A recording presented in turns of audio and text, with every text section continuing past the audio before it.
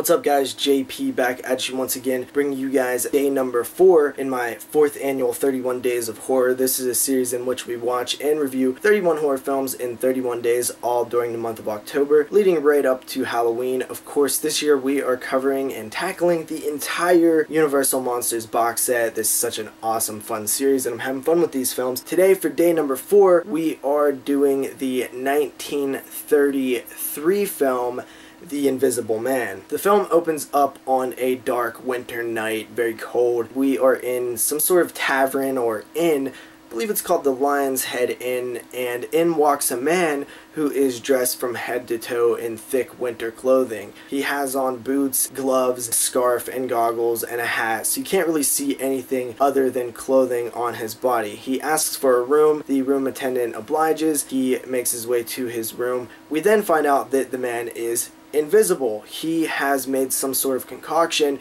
that turns him invisible. Later on in the film, we find out through exposition that this concoction has an element to it that causes madness that the man was unaware of. We see right away he wants to do an experiment to reverse the effects of his invisibility, but he needs to have a place where he's not going to be bothered, so he stays at this inn. Only that people are sort of bothering him, and he gets very mean, very rude, and he starts taking out his anger and frustrations on the people around him. And they try to kick him out, and then he just goes full-blown madness and he starts attacking them. He eventually rips off all his clothes and he is invisible. He escapes. There's a complete police manhunt after him, and he finds one of his friends, another doctor, and together he wants them to sort of rule the world and take turns becoming invisible. But first, they must reverse the effects of his invisibility, so he needs to do some research and figure out how he can reverse the effects.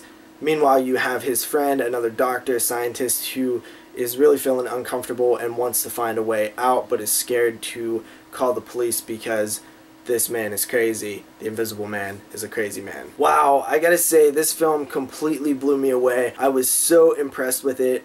From the very beginning, where we see the man dressed up in his heavy clothing on a dark winter night, and then when we see him reveal that he is invisible, just super good stuff there. The opening of this film is great, and it really starts moving and never stops. What an amazing job with these effects. The invisibility effect is truly outstanding. I was so impressed. I just couldn't believe the amount of times that the man goes invisible and all the different gags and stunts that they do with the invisibility, such as, you know, just simple things like opening doors and walking in the snow, and then how good everything actually was. So two things: the amount that they utilized the invisibility and how good it looked each and every time they used it. Super impressed with that stuff. Not only that, I was blown away with the performance of The Invisible Man by Claude Rains.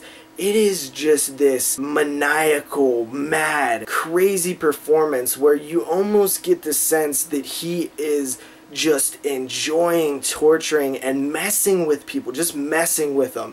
And he is just reveling in the madness and the situation that he is put in, and he wants to utilize it to every benefit that he can that will benefit himself and himself alone. He does not care about other people, and you can tell just by the way that he acts when he goes invisible. It really is kind of ahead of its time in terms of just the pure psychotic nature of this person, and I was like blown away with how evil it got. The story goes fast, it never lets up, there's always something happening. From beginning to end, I loved it, and honestly, I really loved the ending too. I just thought that as a complete story, it works very well. It's a very interesting story. It feels very ahead of its time. It has this dark black comedy to it too that I'm not sure how much was intentional and how much was unintentional. I don't really want to go into it all that much. I'm just going to tell you guys that this is one of the best films that I've seen from this era. 1933 is such a long time ago, and it is amazing. 9.5 out of 10. I loved it.